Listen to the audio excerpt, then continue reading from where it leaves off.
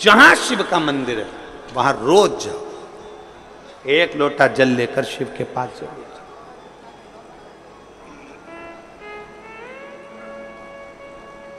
उसके दरवाजे तक जरूर पहुंचो।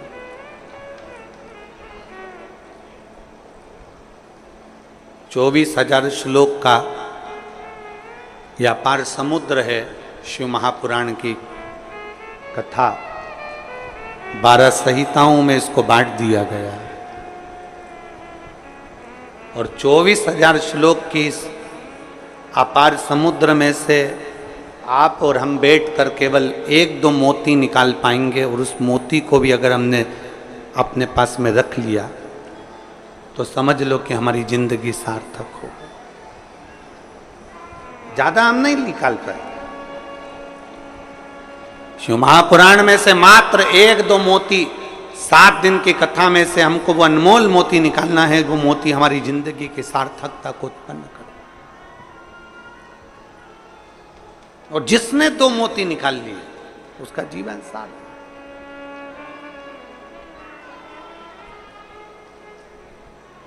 हमें ध्यान देना है कि हमारा मन, हमारा चित्त भगवान की ओर स्थिर हुआ कि नहीं। गेहूं पिसवाते हो? अरे बोलो तो जम के तो बोलो।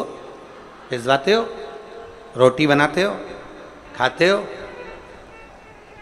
गेहूं की पीसने की जो चक्की होती है ना, उसमें 2 पार्ट लगे होते हैं।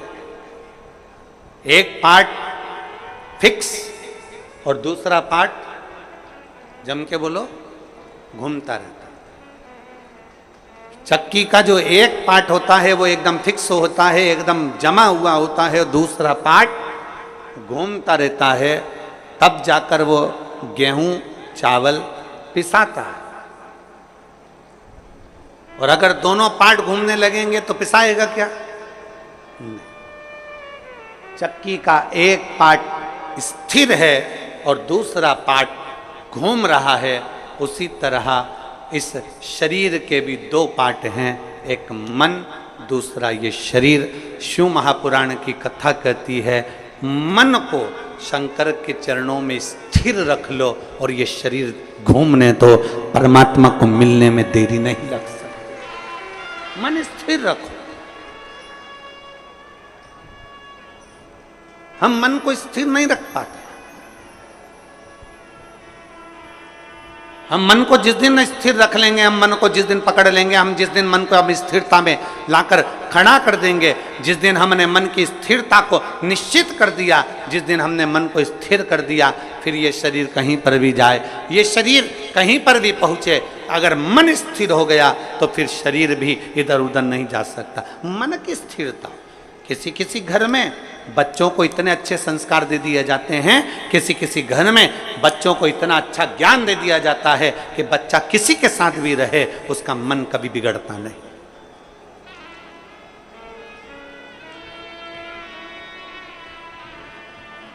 वो बच्चा कभी नहीं बिगड़ता। कितनी सुंदर बात कही है।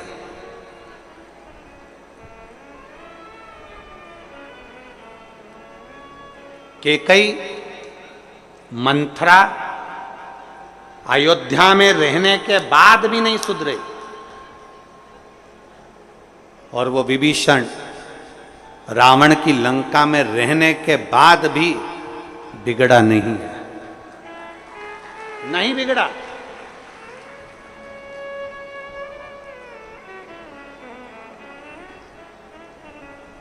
वो लंकापति रावण की लंका में रहने वाला वो विभीषण भगवान की विरल भक्ति में डूबा रहा, और उस मंथरा को इतना समझाया गया, मंथरा को इतना इतना कहा गया, केकई को इतना समझाया गया, माता केकई से इतना इतना कहा गया, पर वो सुधरने को तैयार नहीं, वो संवरने को तैयार। अपने मन को स्थिर बनाओ। आपके बच्चों को बाल्यावस्था में जो संस्कार दिया जाए वो संस्कार इतना प्रबल होना चाहिए कि हमारे बच्चे, ये उसका शरीर हमारे बच्चों का शरीर, हमारे बच्चे कहीं पर भी रहें, ये शरीर उसका कहीं पर भी रहे, मित्र कोई भी बने, दोस्त कोई भी बने, कहीं पर भी जाए, कहीं पर भी बैठे, किसी भी होटल में जाए, कहीं पर भी बैठे, पर तुम्हारे घर के संस्कार की मूलता इतनी प्रबल होना चाहिए, तुम्हारे बच्चों का मन इतना स्थिर होना चाहिए कि नहीं, मेरे पापा के संस्कार ऐसे हैं, मेरी मम्मी के संस्कार ऐसे हैं, मेरी महतारी के संस्कार ऐसे हैं, मेरे पिता के संस्कार ऐसे हैं, मैं अपने पिता को धोखा नहीं दे सकता, मैं अपनी माँ को धोखा नहीं दे सकती, मैं गलत जगह पर भटक नहीं सकती, मैं गलत जगह पर जा नहीं सकती। यह हमारे मन की स्थिरता बताती।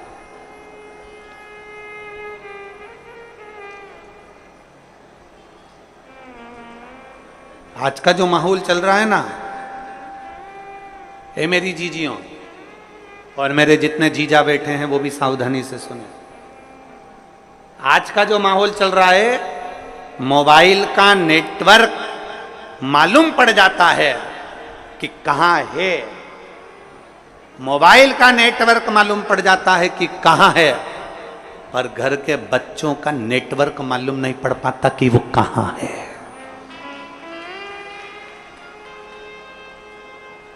हमारे बेटे का नेटवर्क कहां चल रहा है, हमारी बेटी का नेटवर्क कहां चल रहा है, हमारी बेटा का नेटवर्क कहां तक है, हमारी बेटी का नेटवर्क कहां तक है, हमारे बच्चों का नेटवर्क कहां तक है, किसकी संगत में, कौन दोस्त, कौन सहेली, कहां जा रही है, कहां ले जा रही है, कहां बैठ रही है।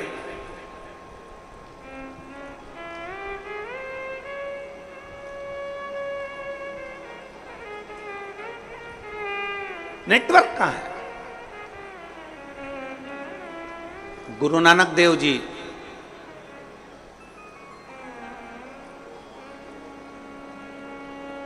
संतों के सिरमौर, गुरु नानक देव जी अपने शिष्य बाले से कहते हैं, बाले, एक व्यक्ति जो कर्म करता है, उस कर्म करने वाले व्यक्ति के ऊपर उस मालिक की दृष्टि हर पल रहती है, हर पल।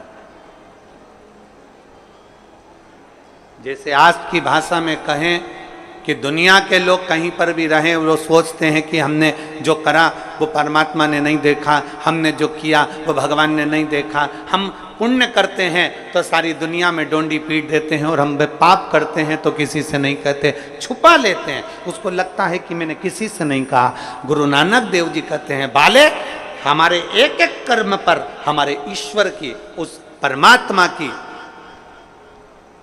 दृष्टि हमेशा रहती है। मोबाइल का नेटवर्क मालूम पड़ सकता है कि कहां है, और आज के बच्चों का नेटवर्क मालूम नहीं पड़ पाता कि बच्चे कहां, किससे बात कर रहे हैं, मोबाइल में किससे चैटिंग कर रहे हैं, किससे बात की जा रही है, कौन है, कौन सहेली है, कौन दोस्त है, कौन व्यक्ति कैसा है, उसको नहीं मालूम पड़ता। मोबाइल का नेटवर्क मालूम पड़ जाएगा, पर बच्चों का नेटवर्क नहीं मालूम पड़ पाता। इसलिए निवेदन आप सबसे, शिव महापुराण कथा के माध्यम से जितने मेरे विश्व के पूरे संपूर्ण विश्व में बैठे हुए श्रोता भाई बहन जो शिव महापुराण की कथा को सुन रहे हैं, उनसे निवेदन है, सावन के महीने में अपने बच्चों के हाथ में एक लोटा जल पकड़ाओ और उसको भी शिवालय तक भेजो, जिससे उसका मन स्थिर होगा। शरीर भले घूमता जाए पर मन की स्थिरता बनना चाहिए।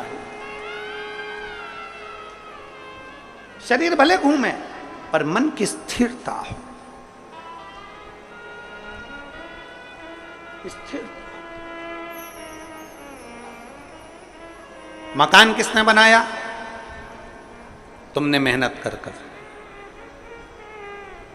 घर बनाया तुमने मेहनत कर कर, एक एक रुपया जोड़कर तुमने महल बनाया, नगर बसाया, मकान बनाया, घर बनाया, परिवार बनाया, पत्नी का half set, full set, sofa set, सब कुछ घर में ला कर दिया, डिनर सेट, सब कुछ दिया। उसके बाद भी मनुष्य अगर घर में अपसेट रहे तो ऐसे सेट का कोई मतलब नहीं। उसके बाद भी अगर अपसेट हो तो उसका कोई मतलब नहीं।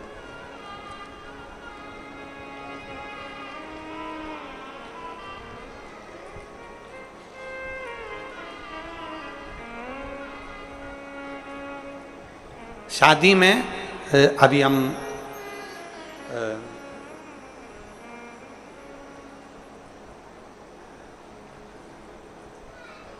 बीच में कथा थी एक महाराष्ट्र में, तो हम एक शादी में गए, वो नहीं माने कि वो बेटी ने जिद कर ली कि नहीं, गुरुजी नहीं आएंगे तो मैं वरमाला नहीं डालूं, फेरे नहीं करूं, फिर हमको जाना पड़ा।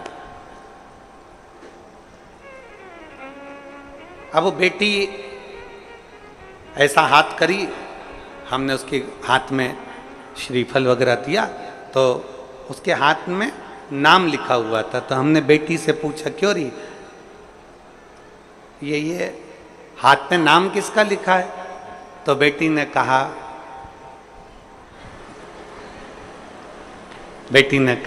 इनका। मैंने पूछा बेटा ये नाम किसका लिखा है? तो के मेरे पति का। अच्छा। तो हमने कहा कि ये तुमने हाथ पे नाम क्यों लिखवाया? तो वो बोली कि मैंने जब मेहंदी मंडवा रही थी तो मेरी जो चाची जी हैं वो बोली कि हाथ में अगर पति का नाम रहता है तो पति मुट्ठी में रहता है।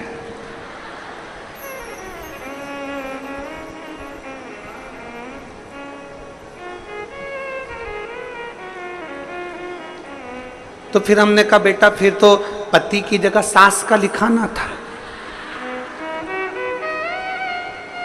फिर पति का क्यों? अगर हाथ पे नाम लिखने से पति मुट्ठी में आ जाए तो सास का नाम लिखाती कि सास मेरी मुट्ठी में हो जाए। देख, हमने उस बेटी से कहा देख, संसार में किसी को मुट्ठी में करने का प्रयास मत करो, प्रयास करो कि मेरे हाथ से सब छूटे रहें और मेरा महादेव मेरे हाथ में पकड़ा रहे, बस इससे ज्यादा कुछ। मेरा देव अधिदेव महादेव मेरे हाथ से पकड़ा,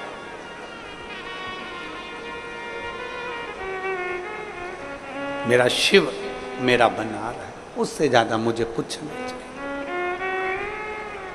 हम संसार के लोगों को अपना बनाने का प्रयास कर रहे हैं, हम संसार के लोगों को अपना बनाने का प्रयास कर रहे हैं, हम संसार के लोगों को अपना जोड़ने का प्रयास कर रहे हैं, हम संसार के लोगों को ये विचार करते हैं ये परिवार नाते रिश्ते कुटुंब कबीले सब मेरे बनते चले जाएं। शिव पुराण कहती है हम जितना जितना संसार के लोगों को अपना बनाने का प्रयास करेंगे ये हमसे दूर हटते चले जाते हैं। इसलिए प्रयास ये करो कि हमारा शिव, हमारा शंकर, हमारा ओघड़दानी, मेरा देव अधिदेव महादेव, मेरा शंभु, मेरा त्रिकालदर्शी, मेरा शिव हमारा बन जाए, बाकी की दुनिया भले जाए तो जाए। और शंभु शरणे पड़ी मांगू घड़ी रे, दुख काटो दया करीन दर्शन, शंभु शरणे पड़ी मांगू घड़ी रे, दुख काटो दया करीन दर्शन। हम शिव को अपना बना, हम शंकर को अपना बना।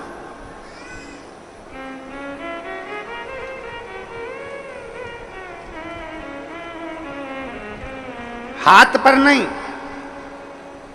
दिल पर हमारे शिव का नाम अंकित कर ले, श्री शिवाय नमस्तुभ्यम। जब हमने अंकित कर लिया तो हमारे हर पल, हर घड़ी, हर क्षण, हर श्वास में शिव रमेगा।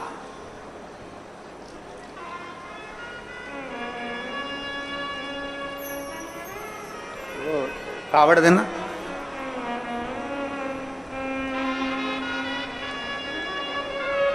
कावड़ देखिए आप लोगों ने,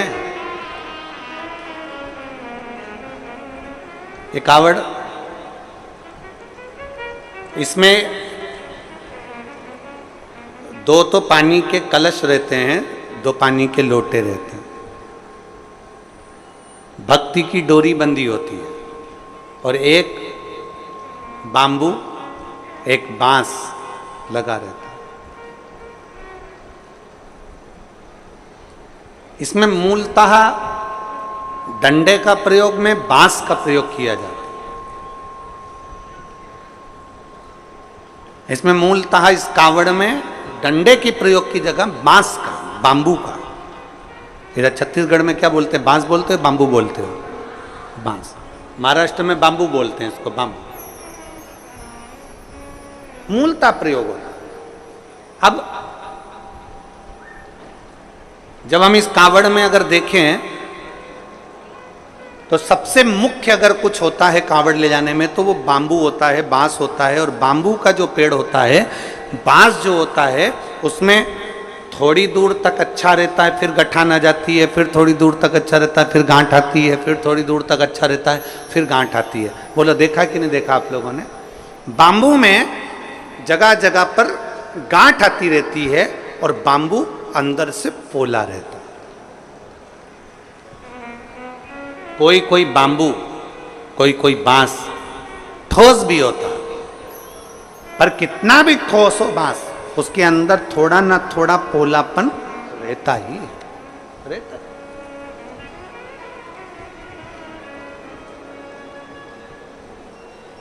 शादी में, विवाह में, जन्म में, मरण में, मृत्यु के समय पर भी बांबू का, बांस का प्रयोग किया जाता है आखिरी तक। और कांवड़ चढ़ाने के लिए भी जिस बांस को पकड़ा जाता है, जिस बांबू को पकड़ा जाता है, जिसमें 2 कलश बंधे होते हैं, उसको हम पूरे समय अपने हाथ में, कंधे पर, दोनों कंधे पर किसी भी तरह से उसको लेकर सावन के महीने में शंकर जी के पास जाते हैं। उसका कारण क्या है? क्यों, किस लिए? और बोलते बोलते जा रहे हैं, बोल बम बोल बम बोल बम बोल बम बोल बम बोल बम बोल बम, बोलते बोलते।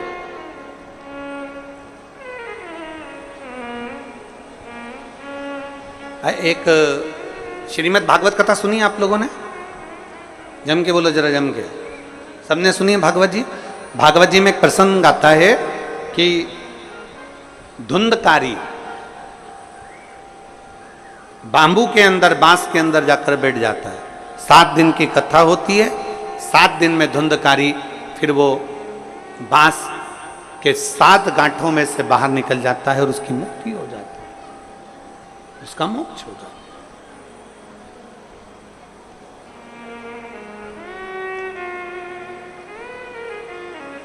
एक बांस कंधे पर लिया, 2 लोटे, 2 कलश उसमें बंधे, और उसको हमने पकड़कर बोल बम बोल बम बोल बम बोल बम बोलते बोलते बोलते बोलते चल।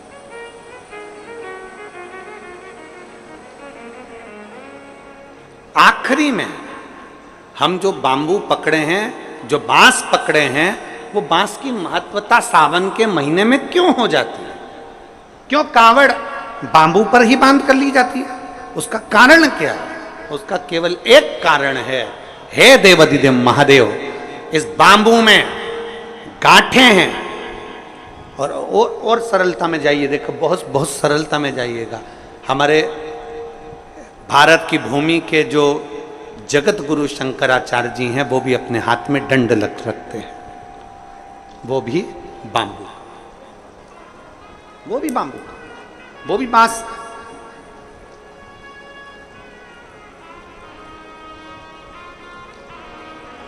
वो भी बांस का है।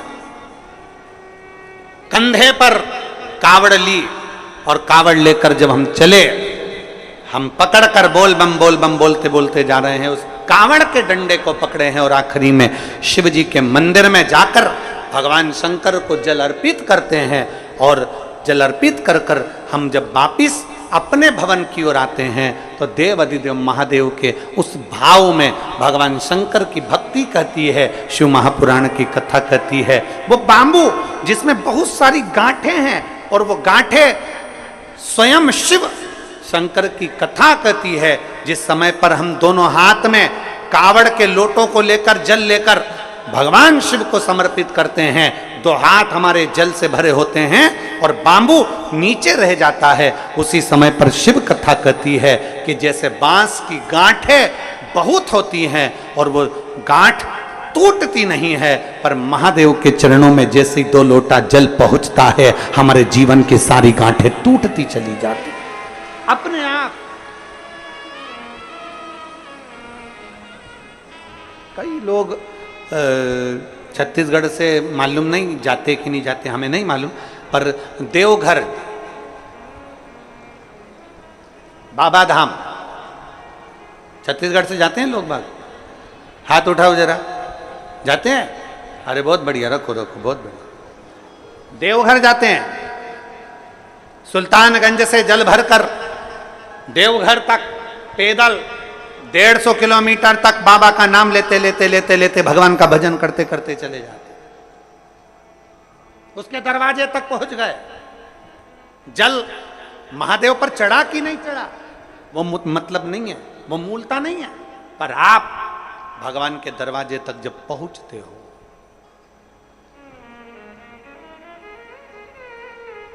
आप भगवान के द्वार तक जब पहुंचते हो तो भगवान उसको स्वीकार करते हैं।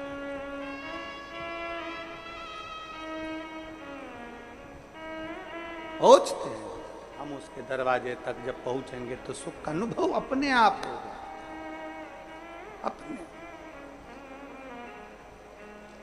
शिव कथा कहती है, कावड़ लेकर जब हम भगवान देवाधिदेव महादेव की ओर बढ़ते हैं, कावड़ लेकर,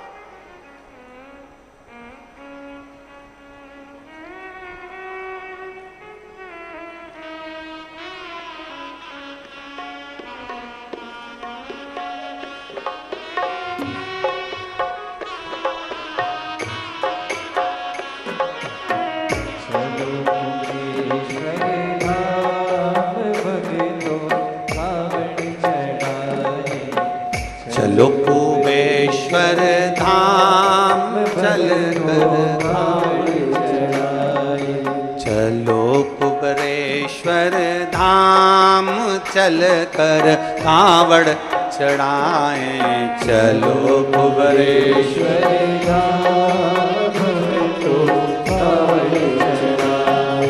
कावड़ चढ़ाए मेरे भोले को रिझाए, कावड़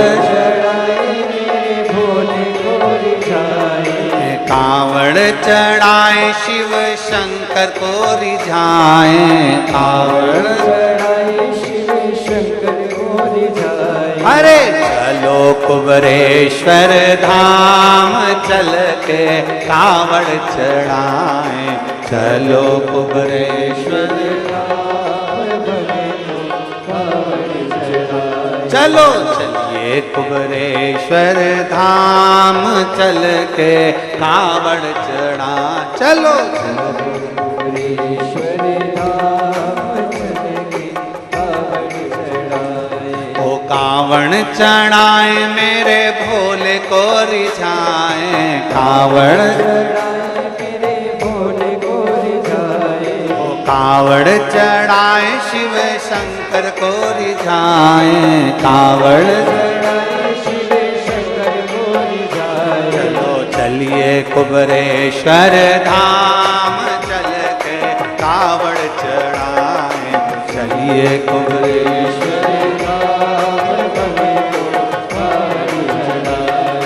चलिए कुबेश्वर धाम चल के कावड़ चढ़ाए, चलिए कुबेश्वर धाम बड़े भाव से।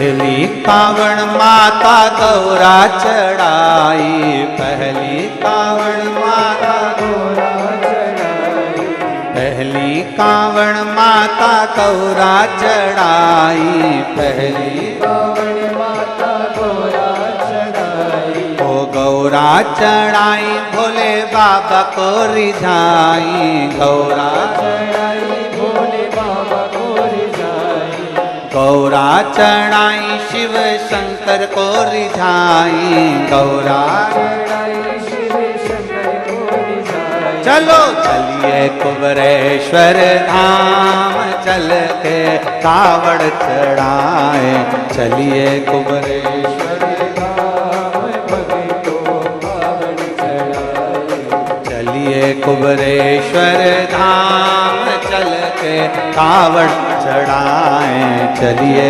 कुबरेश्वर धाम भक्तों कावड़ चढ़ाए।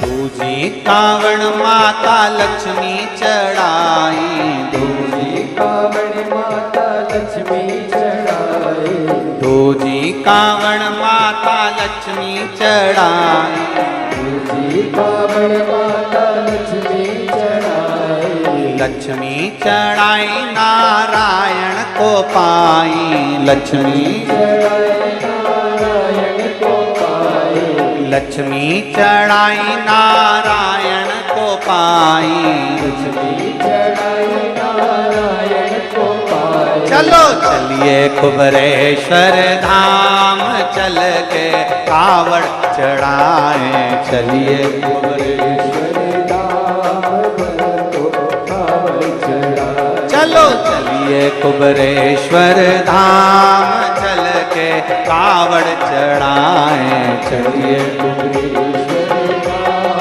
भक्तों कावड़ चढ़ाए।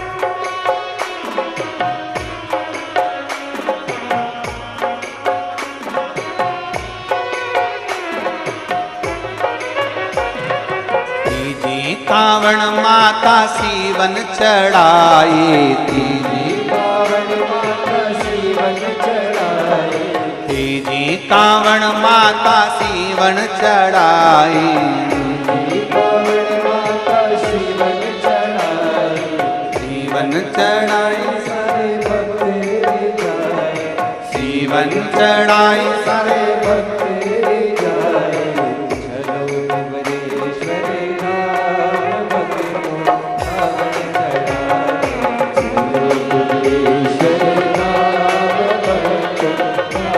चलो कुबरेश्वर धाम भक्तों कावड़ चढ़ाए, चलो चलिए कुबरेश्वर धाम चल के कावड़ चल के कावड़ चढ़ाए, चल के कावड़ चढ़ाए, चल के कावड़ चढ़ाए, चल के कावड़ चढ़ाए, चलो चलिए चल के कावड़ चढ़ाए, चल के कावड़ चढ़ाए, चल के हार हार।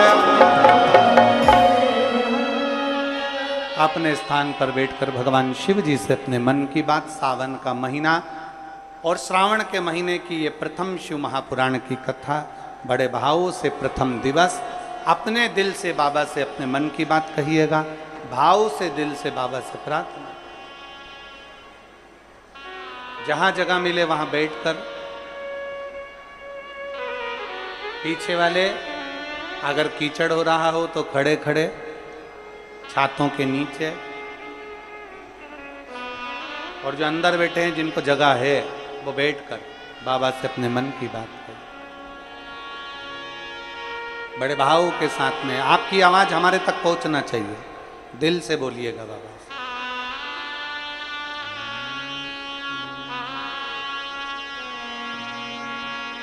श्री शिवाय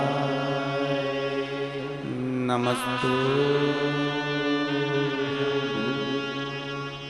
श्री शिवाय नमस्तु, श्री शिवाय नमस्तु, श्री शिवाय नमस्तु, श्री शिवाय नमस्तु।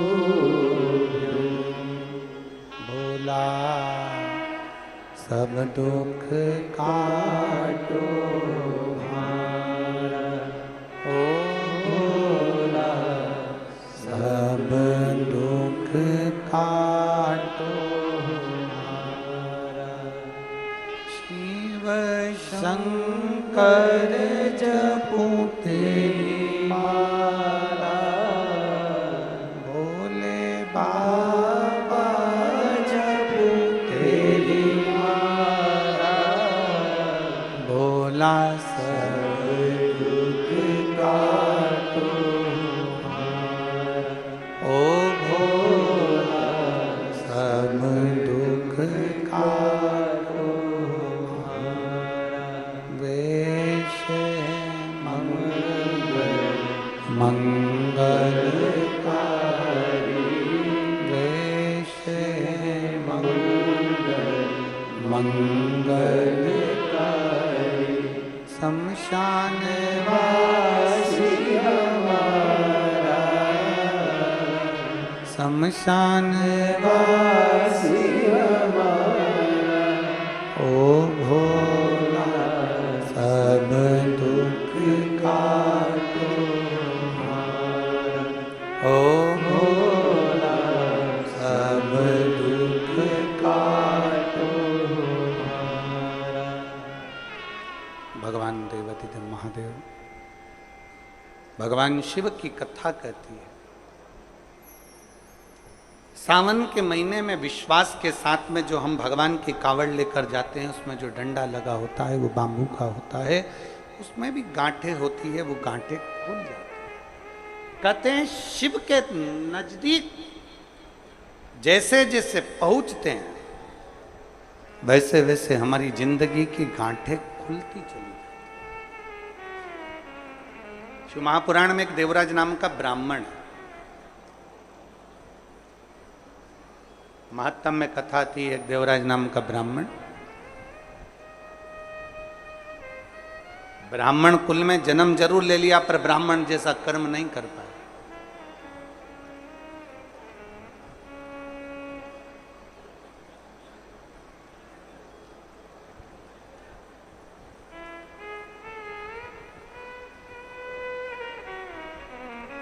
एक व्यसन, एक वासना, एक निंदा। ब्राह्मण भले ब्राह्मण कर्म कर रहा है कि नहीं कर रहा है, शास्त्र पढ़ रहा है कि नहीं पढ़ रहा है, वेद पुराण पढ़ रहा है कि नहीं पढ़ रहा है, भगवत भजन कर रहा है कि नहीं कर रहा, मूल वो नहीं है। व्यसन, वासना और निंदा। ब्राह्मण अगर ये तीन चीजों से दूर है, कौन कौन सी तीन चीजें, जम के बोलो जरा। पहले नंबर पर है व्यसन। कोई गलत व्यसन में तो नहीं पड़ा है, मांस मदिरा गलत चीज, कोई बहुत मालूम पड़े व्यसन में डूबा रहता हो तो ऐसा ब्राह्मण की मूलता नहीं। व्यसन, वासना, पर स्त्री को मां के तुल्य देखे, पर कन्या को बेटी के तुल्य देखे, उसके नेत्रों में कहीं वासना ना हो। एक व्यसन, दूसरा वासना और तीसरे नंबर पर है निंदा।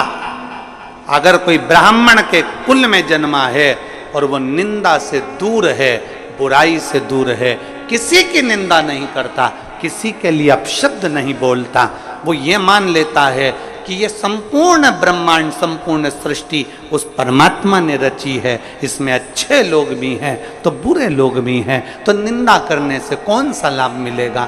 तीन चीजें अगर ब्राह्मण के पास में है, एक व्यसन से दूर, दूसरा वासना से दूर, तीसरा निंदा से दूर अगर कोई ब्राह्मण है तो समझ लेना वो सारे वेद और पुराण का शास्त्री है, वो मर्मज्ञ। उसने भले वेद पढ़े कि नहीं पढ़े, शास्त्र पढ़े कि नहीं पढ़े, पुराण पढ़े कि नहीं पढ़े, मालूम नहीं। उसने कभी पूजन करी कि नहीं, पता नहीं। उसने कभी मंत्र जाप किया कि नहीं, पता नहीं। उसने कभी संध्या करी कि नहीं, पता नहीं। पर जिस ब्राह्मण, जो ब्राह्मण व्यसन से, वासना से और निंदा से दूर रहता है, समझ लेना वो ब्राह्मण वेद और पढ़े हुए, शास्त्र पढ़े हुए ब्राह्मण के तुल्य होता है। व्यसन से दूर रहे, वासना से दूर रहे और निंदा से दूर।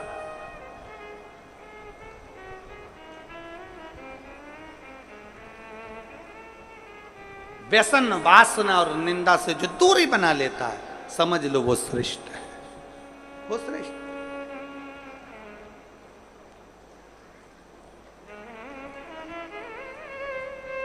आज के जमाने में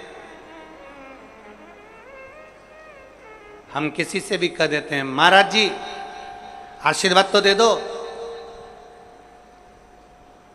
अगर चतुर महाराज होगा, चतुर होगा तो वो कह देगा मेरे आशीर्वाद से क्या करना तुम्हें, अगर आशीर्वाद लेना है तो अपने घर के बुजुर्गों का, माता पिता का और परमात्मा का आशीर्वाद लेते रहो, जिंदगी सार्थक हो जाए।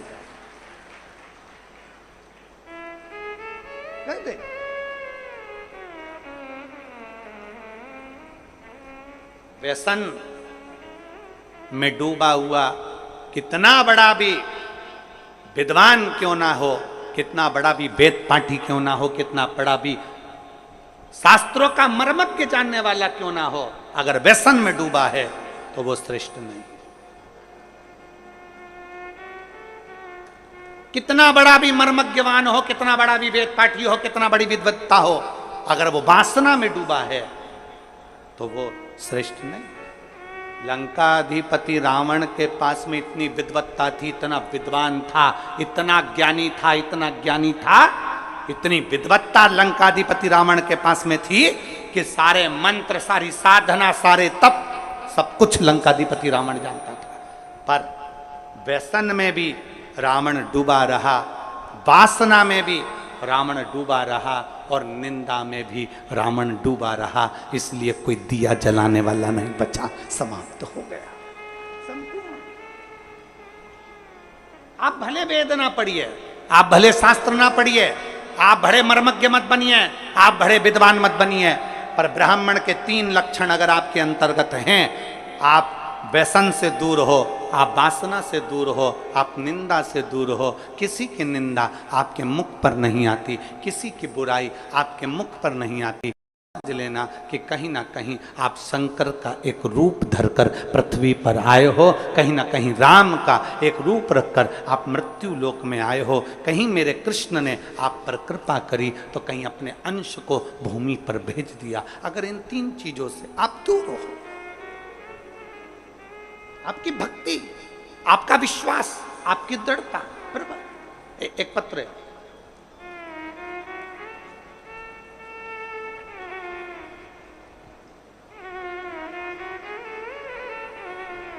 योगिता साहू, चंद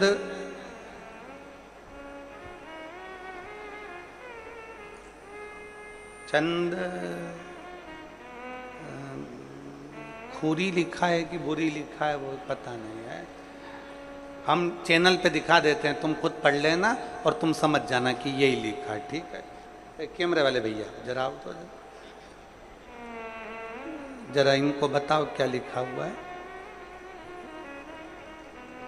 मैं योगिता साहू, चंद, अब तुम पढ़ लेना फिर दुर्ग, ठीक है। खुरी खुरी, हाँ चंद खुरी, हाँ ठीक है, समझ गए। हर हर महादेव। मैं योगिता साहू, चंद खुरी, दुर्ग से। कहीं बैठी हो तो हाथ हिला सकती हैं। योगिता साहू कहीं बैठी हैं चंदखुरी से तो हाथ हिला सकती है। मैं बाबा का क्या वर्णन करूं गुरुदेव। कहीं बैठी हो और अगर बच्चे को लाई हो, इधर बैठी हैं क्या, बच्चे को लाई हो तो लेकर आ सकती हैं, ले आओ। मैं भोले बाबा का क्या वर्णन करूं गुरुदेव।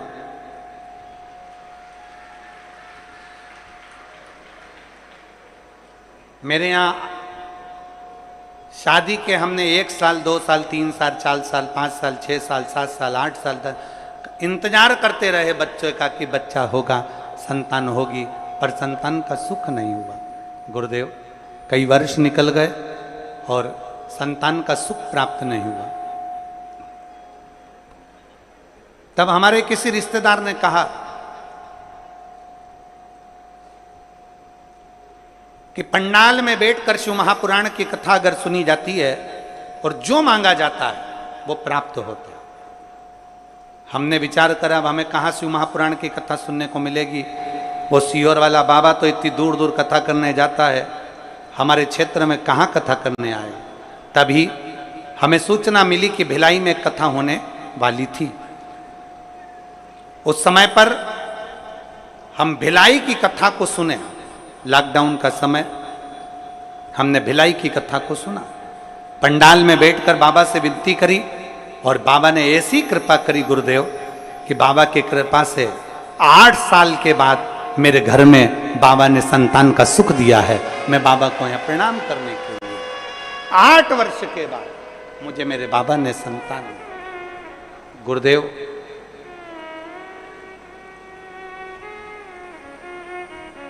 एक बात कहना चाहती हूं,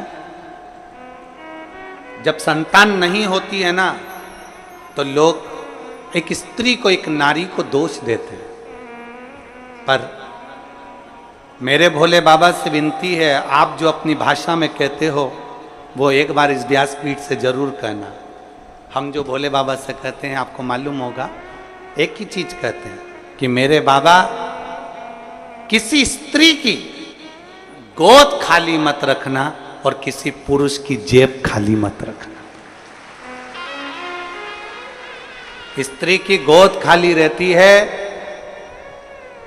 लॉकडाउन के समय पर हमने कथा सुनी और बाबा से इस पंडाल में बैठकर बाबा से भिलाई की कथा में मांगा था कि हमारे घर औलाद हो जाए, और बाबा ने 8 साल के बाद हमें कथा, बाबा ने संतान दी। स्त्री की गोद खाली रहती है तो लोग ताना देते रहते हैं, अपशब्द कहते रहते हैं, ना जाने क्या क्या बोलते रहते हैं। और पुरुष की जब जेब खाली रहती है तो दुनिया के लोग गिनते नहीं है, ठोकर मार देते,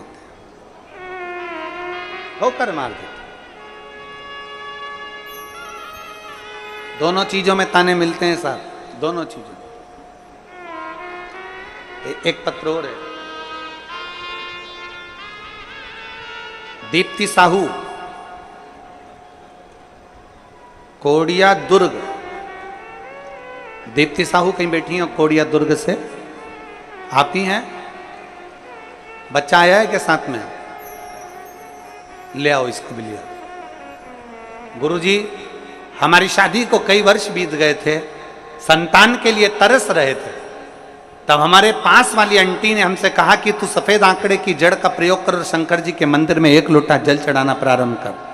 हमने शिव जी के मंदिर में 1 लोटा जल चढ़ाना प्रारंभ करा, सफेद आंकड़े की जड़ का प्रयोग करा।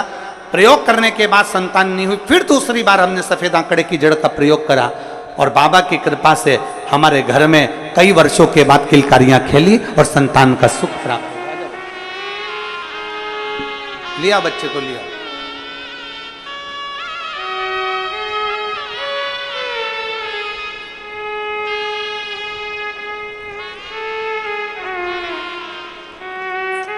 प्रणाम करो, प्रणाम करो। शंभू, शंभू,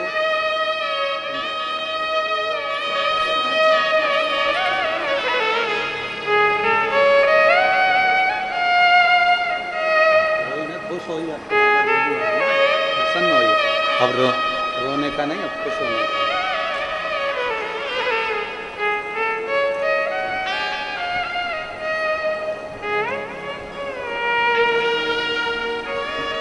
और खाली ना जाता कोई दर से तुम्हारे, खाली ना जाता कोई दर से तुम्हारे, मैं भी खड़ी हूँ नन्ही बाहें पसारे, अपने हृदय से लगा लो, लगा लो, गिरा जा रहा हूँ, उठा लो, उठा लो। भोले अपने दर से अब तो ना टालो, गिरी जा रही हूँ, उठा लो, उठा लो। एक विश्वास, एक भरोसा, एक दृढ़ता हमारे भीतर। हम गलत कर्मों से दूर हों, गलत व्यसन से दूर हों, गलत चीजों से दूर हों, गलत सोच से दूर हों, गलत विचार से दूर हों, तो शिव क्यों ना मिले?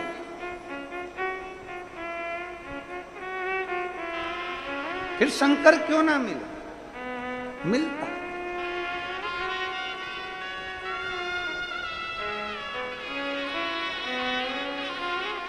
बधाई हो।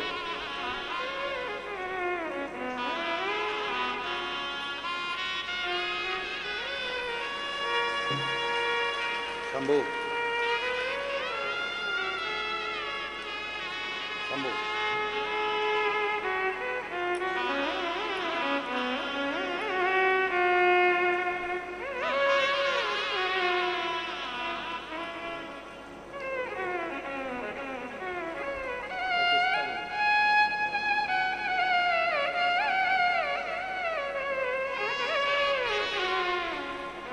एक विश्वास के साथ में हम शिव को भजें। सावन के महीने में हमें केवल इतना ही करना है कि अपने अंदर शंकर जी के प्रति विश्वास जागृत करें। शिव के प्रति एक भरोसा जागृत करना। फिर आपको कुछ नहीं करना है। हमने पहले भी कहा, शंकर भगवान को एक लोटा जल चढ़ाने वाला कहीं पर भी चले जाए, वो मेरे शंकर की दृष्टि से दूर नहीं रहता, शिव की दृष्टि उस पर पड़ी ही रहती है। देवराज नाम का ब्राह्मण कर्म से वंचित था, और ये तीन चीजें, व्यसन, वासना और निंदा, उसमें तीनों थी, तीनों। वो व्यसन में भी डूबा रहता था, वासना में भी डूबा रहता था, और निंदा में भी डूबा रहता था। एक बहुत सुंदर बात शिव महापुराण की कथा कहती है, कोई निंदा करने वाला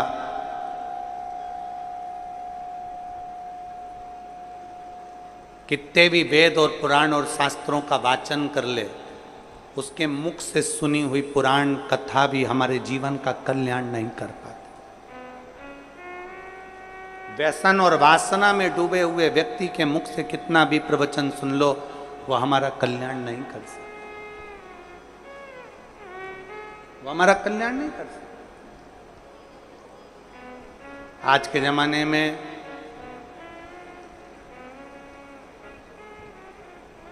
डुप्लीकेट ना जाने कितने सारे बाबाओं का ढेर लगा पड़ा हुआ है।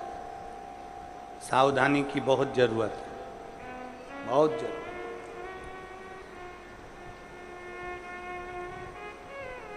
फिर निवेदन है, पानी पियो छान और गुरु करो जान। नहीं तो आज के जमाने में गुरु फिरे बाजार में, हमसे दीक्षा लो, नरक पड़ो चाहे स्वर्ग जाओ, माल हम ही को देव। आज का जमाना ऐसा हो गया है। आज के जमाने में तुम्हारे को कोई नहीं कहेगा कि तुम्हारा उद्धार हो रहा है कि नहीं हो रहा, कल्याण हो रहा है कि नहीं हो रहा, अविरल भक्ति प्राप्त हो रही कि नहीं हो रही, भजन मिल रहा है कि नहीं मिल रहा, स्मरण मिल रहा है कि नहीं मिल रहा, मंत्र जाप, नाम जाप, कीर्तन, शिव नाम, भगवान की भक्ति में डूब रहे कि नहीं डूब रहे, उन्हें कोई मतलब। आप अपनी भक्ति में डूबने का प्रयास करो। अभी गुरु पूर्णिमा महोत्सव में गुरु महादेव शिव महापुराण की कथा में कहा था, इंसान को गुरु बनाने से पहले अपने अंदर एक विश्वास प्रकट कर कर शंकर भगवान के शिवलिंग को छूते हुए ईश्वर को अपना गुरु बनाने का प्रयास करो, क्योंकि इंसान कब गड़बड़ कर जाए पता नहीं, पर ईश्वर कभी गड़बड़ी नहीं करता। वो जो रचता है वो श्रेष्ठ ही रचता है। ईश्वर को बनाओ। माया सबको भरमाती है, माया किसको नहीं पकड़ती। एक चेला और एक गुरुजी जा रहे थे, नदी में बहाव था। चेले ने गुरुजी से कहा, गुरुजी एक कम्मल बेरा है। कम्मल जिसको लोग रात्रि को सोते हैं ओढ़कर, कम्मल बह रहा है पानी में। गुरुजी ने कहा कहाँ है? वो देखो वो पानी में बह रहा है। गुरुजी ने कहा कम्मल तो अच्छा। चेला कहने लगा, गुरुजी जाऊं कम्मल लेने? गुरुजी ने कहा मत जा बेटा, कम्मल लेने के लिए क्या करना, अपने पास कम्मल की ढेरी लगी हुई है, क्या करेगा कम्मल लाके? नहीं गुरुजी, कम्मल लेने तो जाऊंगा। गुरु का कहना चेले ने नहीं माना, नदी में कूद गया, कम्मल लेने के लिए गया। जैसे कम्मल लेने के लिए वो गया, कम्मल लेकर आने लगा, कम्मल पकड़ लिया। उसको नहीं मालूम था कि ये कम्मल नहीं है, ये तो कोई भालू पानी में बह रहा था। तो भालू ने उस शिष्य को पकड़ लिया, अब वो छोड़ नहीं रहा। गुरुजी घाट पे से चिल्ला रहे, बेटा कम्मल छोड़ दे। शिष्य चिल्ला कर कह रहा है, गुरुजी मैंने तो कम्मल को छोड़ दिया, पर कम्मल मुझे नहीं छोड़ रहा है। तो भालू ने पकड़ लिया, मैंने कम्मल को छोड़ दिया पर कम्मल मुझे नहीं छोड़ रहा है। बस यही संसार है। इस संसार में माया जब पकड़ती है तो किसी को नहीं छोड़ती है, चाहे वो कोई भी हो। इसलिए शिव पुराण कहती है, पार्वती जी ने शिव जी को गुरु बनाया था, गणेश जी ने शिव जी को गुरु बनाया था, नंदी ने शिव जी को गुरु बनाया था, लक्ष्मी जी ने शिव जी को गुरु बनाया था, नारायण ने शिव जी को गुरु बनाया था, सारे देवताओं का क्रम उठाकर देख लिए, सबने महादेव को गुरु बनाया, तो हम भी हमारे देवादिदेव महादेव का मात्र स्पर्श कर कर उसको गुरु बना सकते। शिव को स्पर्श करो, शिव का स्मरण करो।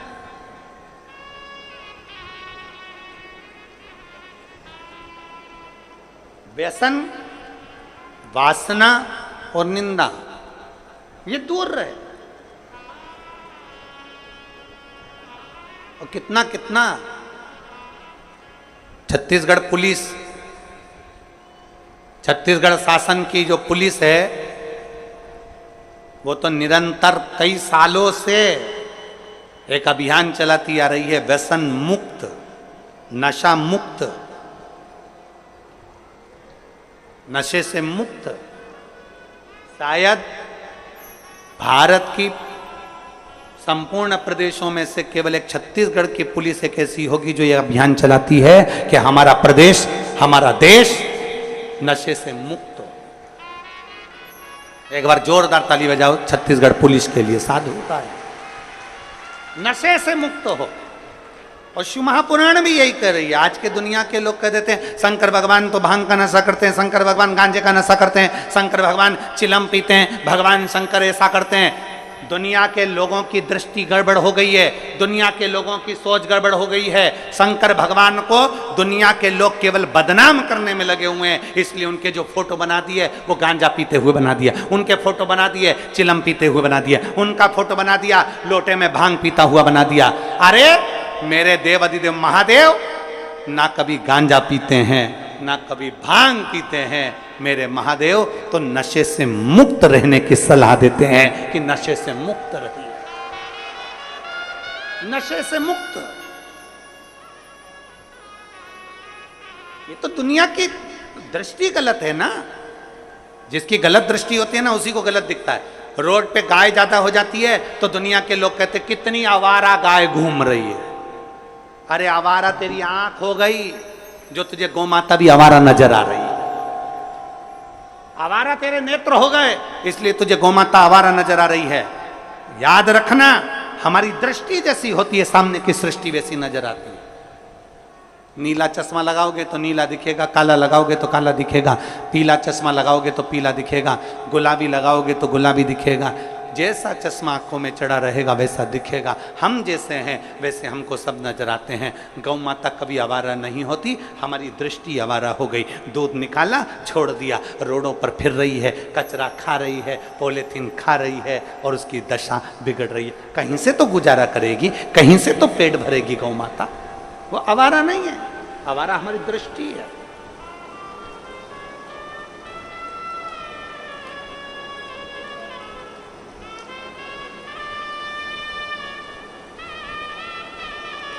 एक साधुता।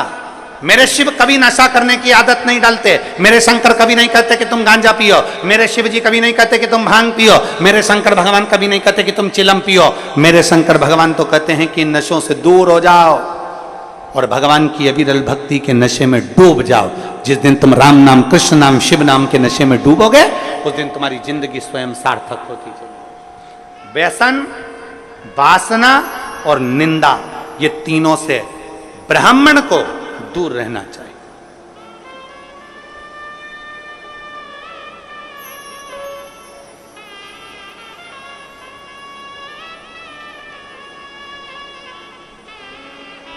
कई लोग कहते हैं ब्राह्मण की पहचान होती है यज्ञोपवीत से, कई लोग कहते हैं ब्राह्मण की पहचान होती है तिलक से, कई लोग कहते हैं ब्राह्मण की पहचान होती है शिखा से। पर शिव महापुराण की कथा कहती है ये तीन से ब्राह्मण की पहचान तो होती है, पर तीन चीजें ब्राह्मण को परमात्मा से मिला देती है। एक व्यसन से मुक्ति, एक वासना से मुक्ति और एक निंदा से मुक्ति। ये तीन चीजें परमात्मा से मिला। व्यसन, वासना और निंदा ये दूर हो जाए। पर देवराज नाम का ब्राह्मण व्यसन से दूरी नहीं बना सका, देवराज नाम का ब्राह्मण वासना से दूरी नहीं बना सका, देवराज नाम का ब्राह्मण निंदा से दूरी नहीं बना सका। इसने घेर रखा था और ऐसा घेरा कि देवराज एक दिन चोरी का धन लेकर आ रहा था। चोरी का धन उसके पास में था और वो चोरी का धन उसके साथ में किसके लिए ला रहा था? देवराज चोरी किसके लिए कर रहा? देवराज को चोरी की जरूरत क्या पड़ गई? पेट भरने जितना तो मेरा भोलेनाथ सबको देता है। पेट भरने जितना तो मेरा बाबा सबको देता है, क्योंकि उसने संकल्प लिया है कि मृत्यु लोक में मैंने तुझे जन्म दिया है तो तेरे पेट भरने की जवाबदारी मेरी है। पर याद रखना, पेट भरने जितना मैं दूंगा, तेरा परिवार जितना बढ़ता चले जाएगा, उतना उतना तेरे धन की व्यवस्था में करते चले जाऊंगा, उतना उतना तेरे भोजन की व्यवस्था में करते चले जाऊंगा, सब कुछ मैं दूंगा। पर जब तू गलत जगह पर जाएगा, गलत सोच रखेगा, गलत दृष्टि रखेगा, तो गलत जगह से फिर धन आएगा, और गलत जगह से धन आएगा तो वो तुझे बर्बाद कर दे, वो तुझे नष्ट कर दे, वो तुझे तकलीफ दे दे।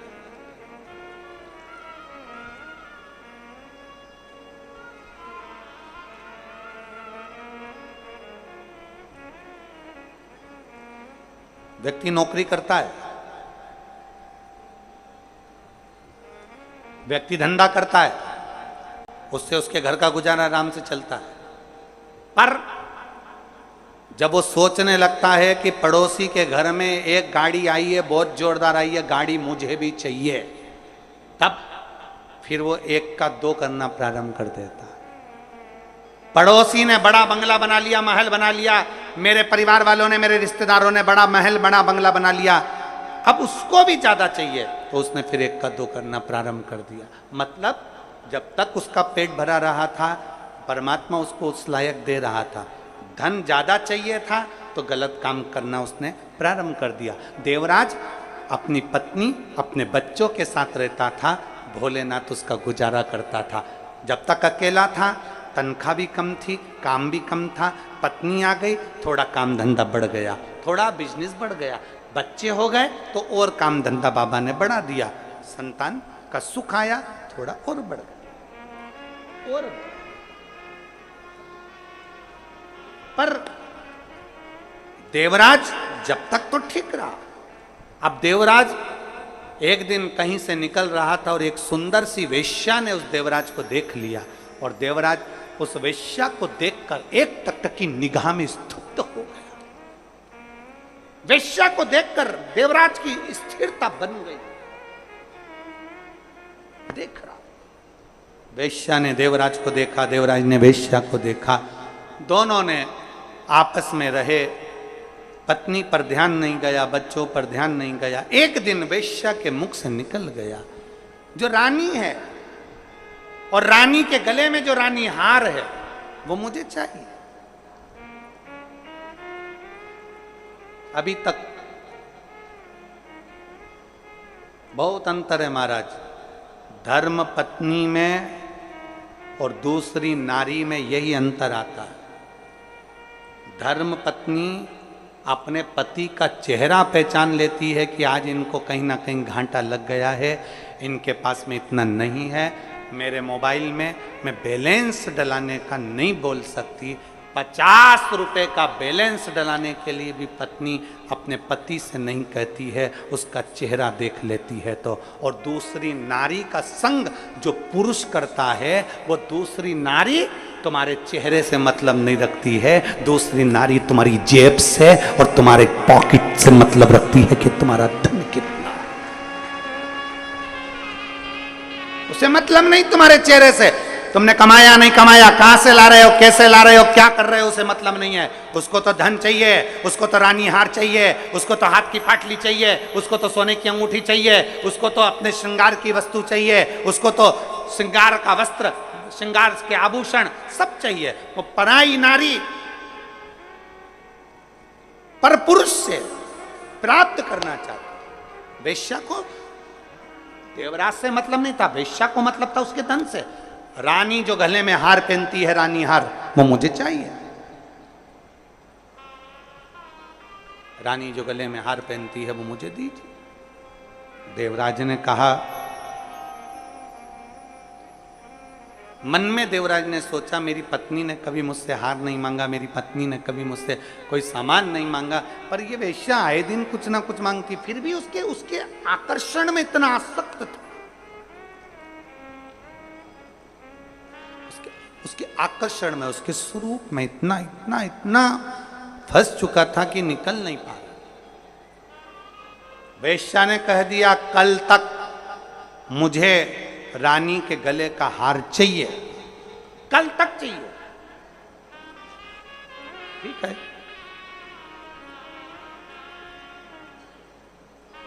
गया, रानी के गले का हार चुराकर चोरी का सामान लेकर भाग रहा था।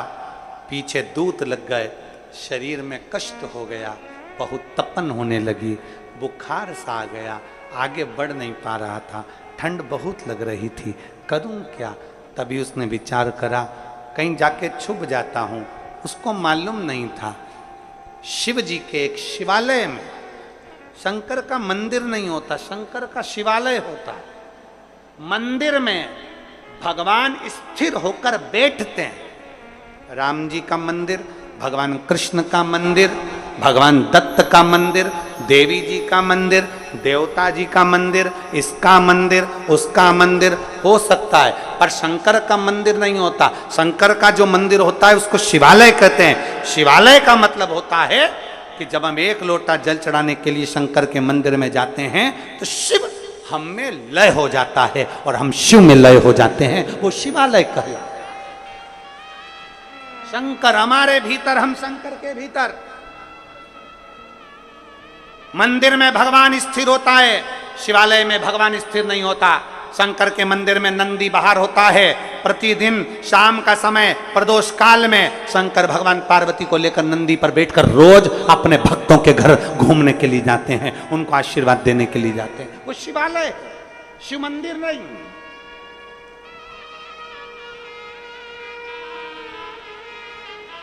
जो लोग कहते हैं कहां जा रहे हो, शंकर के मंदिर जा रहे हैं, नहीं नहीं नहीं, आपको कहना चाहिए शिवालय जा रहे हैं। शिवालय मतलब मैं शंकर को निमंत्रण देने जा रही हूं, मैं शिव से कहने के लिए जा रही हूं कि मैं दुखी हूं, मैं कष्ट में हूं, बहुत तकलीफ है मेरी जिंदगी में, पर मेरे बाबा मुझे तुझ पर भरोसा है, मुझे तुझ पर भरोसा है। जब कोई नहीं आएगा तब मेरा महादेव आए। एक पत्र, गजानन देवांगन जामुल भिलाई छत्तीसगढ़ के हैं। कहीं बैठे हो तो हाथ हिला सकते हैं, अगर कहीं बैठे हो तो हाथ हिला सकते हैं। गजानन देवांगन जामुल भिलाई छत्तीसगढ़, मेरा मोबाइल नंबर ये है। आ जाओ, एक बेलपत्र ले जाना, आ जाइए। गजानन देवांगन जामुल भिलाई छत्तीसगढ़, मेरा मोबाइल नंबर ये है। मैं गुरुजी प्रणाम करता हूं। शिव जी की दया का थोड़ा सा वर्णन कर रहा हूं। बहुत तकलीफ की जिंदगी चल रही थी, थोड़ा सा पैसा था वो भी खत्म हो गया था। मेरे घर में 30 त्योहार का समय था, मेरी दीदी लोग आए थे, हमारे घर में खाने के लिए भी कुछ नहीं था।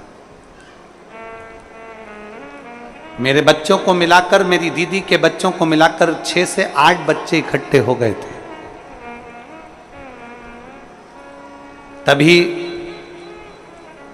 मेरे पास कुछ भी नहीं था, तो मैंने कुछ बिस्कुट के पैकेट अलमारी में रख दिए थे कि मेरी जीजी के बच्चों को दे दूंगी। इतना भी हमारे पास में नहीं था कि हम किसी को सही से भोजन करा सके। बिस्कुट के पैकेट निकाले, दीदी के बच्चों को दे दिए। मेरा बच्चा मेरे पास में दौड़ कर आकर बोला, माँ हमको भी बिस्कुट चाहिए, पर बिस्कुट इतना था नहीं, कैसे देते। अब कोई मेहमान आता है ना गुरुजी, तो उसका तो आदर करना पड़ता है, भले अपन भूखे रह जाओ, अपने तन पर भले वस्त्र ना हो, पर कोई आए ना तो उसको वस्त्र भी देना पड़ता है, उसको भोजन भी कराना पड़ता है। चावल सांबर तो हम खिला दिए, बिस्कुट का पैकेट था वो हमने जीजी के बच्चों को भी दे दिया। हमारे बच्चे हमारे पास रोते हुए आकर कहते माँ हमको भी बिस्कुट दे। हमारे पास खरीदने के लिए पैसा नहीं था, पैसा नहीं खरीदने के। मेरी दीदी ने मेरा मुख देखा और देखते से बिस्कुट का पूड़ा अपने बच्चे से लेकर मेरे बच्चे को दे दिया। और जाते जाते मेरी दीदी ने रसोई घर में से एक लोटा उठाकर भरकर पानी का मुझसे कहा, बस अब तू शंकर के मंदिर जाना और एक लोटा जल चढ़ाती रहना। 4 महीने बाद मैं आऊंगी, फिर मुझे बताना कि वो तू लोटा भर के जल शिव जी को चढ़ाती है तो तेरी अलमारी बिस्कुट से भराई कि नहीं भराई, तेरी अलमारी बाबा ने भरी कि नहीं। तो मुझे बताना, तो मुझसे कहना भरी कि नहीं भरी। मैं बाबा को धन्यवाद देने के लिए आई हूं गुरुदेव। जिस दिन से मैंने देव अधिदेव महादेव को एक लोटा जल चढ़ाना प्रारंभ करा है, मेरे बाबा ने, मेरी औकात नहीं थी, मेरे को 2 प्लाट खरीदवा दिए। मेरे बाबा ने मेरा स्वयं का इतना काम कर दिया कि आज मुझे बाबा ने लखपति बनाकर छोड़ा है। ये शिव के एक लोटे जल का प्रमाण है।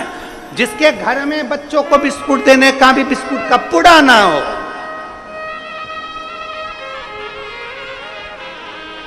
कोई लेट बनता है, कोई जल्दी बनता है, शंकर को जल चढ़ाने वाला एक दिन से जरूर बनता। थोड़ा लेट हो सकता, थोड़ी तकलीफ आ सकती है, थोड़ी जिंदगी में आते हैं दुख पड़ाव ऐसे रहते हैं, जीवन में दुख तकलीफें चलती रहती है, जीवन में कष्ट आता रहता है, जीवन में दुख तकलीफें आती रहती है। जिसके पास में एक बिस्कुट का पुड़ा भी ना हो अपने बच्चों को देने के लिए, जो संघर्ष की जिंदगी जी रहा हो, अगर वो एक लोटा थाम ले अपने हाथ में और शिवालय तक जाए, शिवालय तक शिव में लय होने के लिए, शंकर को पाने के लिए,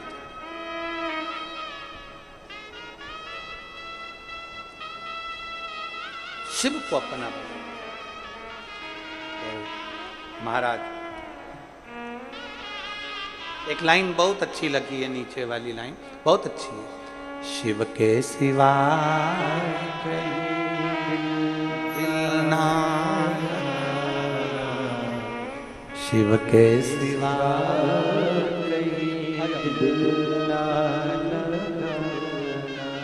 वरना पड़ेगा तुझे आंसू बहाना,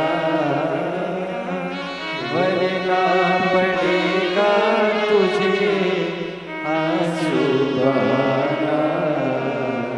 शिव के सिवा कहीं दिल ना लगाना, शिव के सिवा कहीं दिल ना शिव के मंदिर अगर शिवालय तक पहुंच रहे हो तो वो शिव की कृपा से,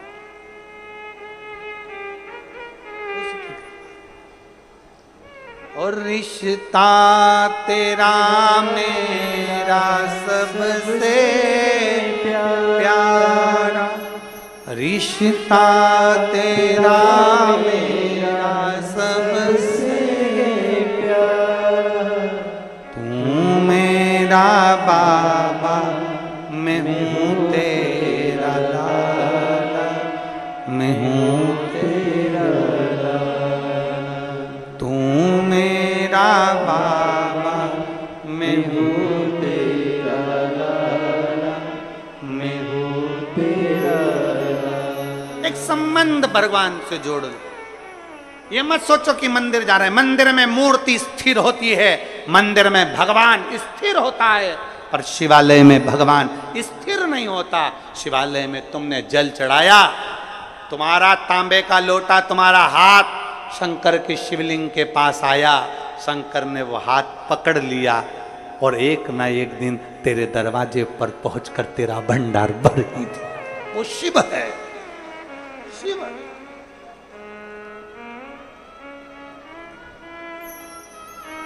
उसको पहचान जो जान जाए, जो जान।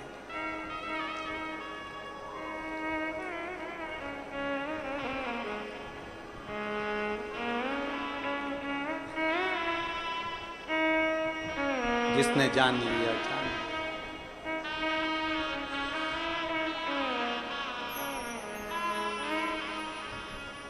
नमामि शमीशा निर्वाण रूपम विभुं व्यापकं ब्रह्मवेदस्वरूपम्। भगवान शिव को जो पहचान गया वो पहचान,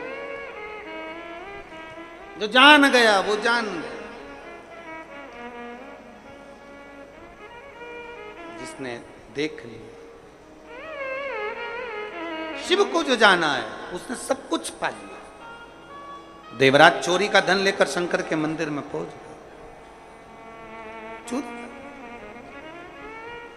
और चोरी का धन लेकर देवराज जैसे शंकर के मंदिर में गए, बहुत तपन हो रही थी, बहुत कष्ट हो रहा था, बहुत बहुत तपन।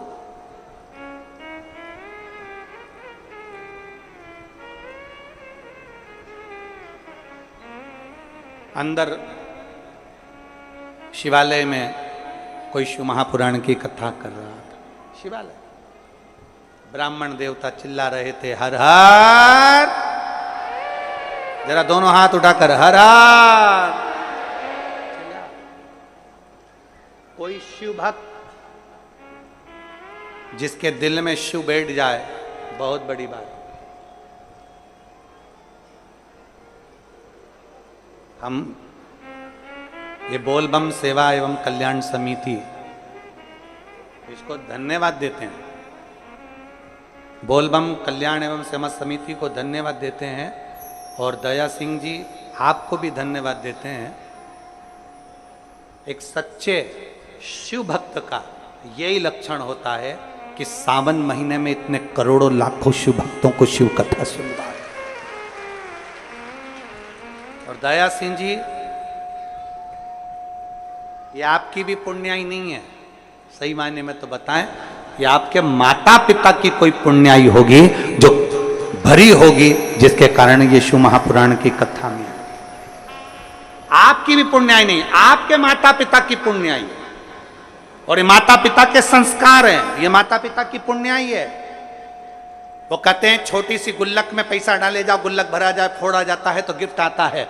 आपके दादा परदादा माता पिता और आप, आपके परिवार और आपके मित्र दोस्त, आपकी पूरा ग्रुप और आपकी बम बोल समिति के पूरे ग्रुप का, उनके माता पिता का कोई पुण्य एक गुल्लक में इकट्ठा हुआ होगा, जो सावन की पहली शिव महापुराण की कथा ये भिलाई में हो रही है।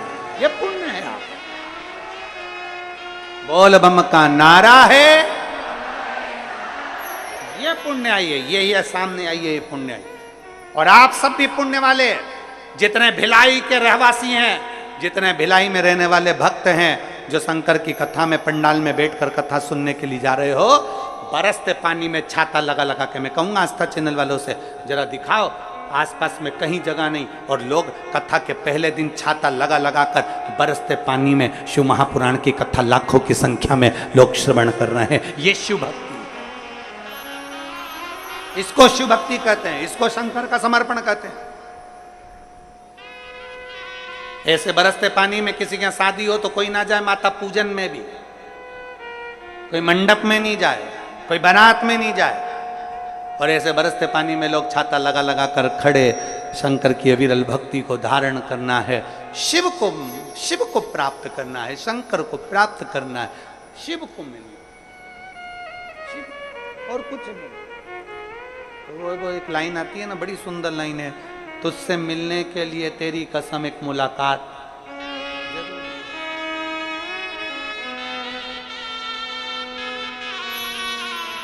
और मेरे भोले तेरा सहारा है, मेरे भोले तेरा सहारा है,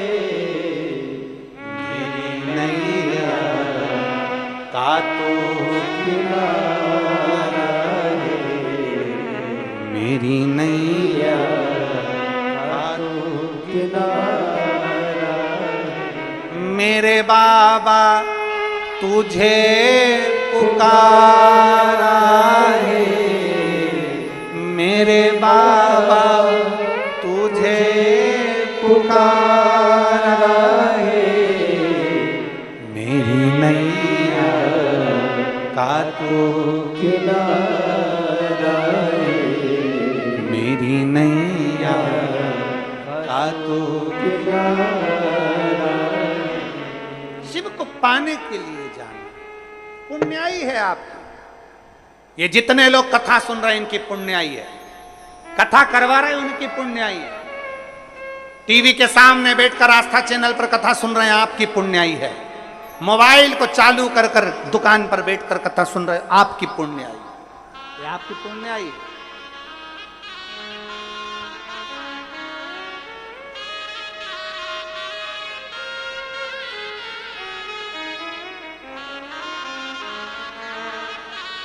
और ये सहज देवराज शिवालय तक पहुंच गए। किसकी पुण्याई थी देवराज के? शंकर के मंदिर तक, शिवालय तक जाना पुण्याई कैसे? एक कथा आती है राजा बलि की विष्णु पुराण में। राजा बलि के दरवाजे पर श्रीमद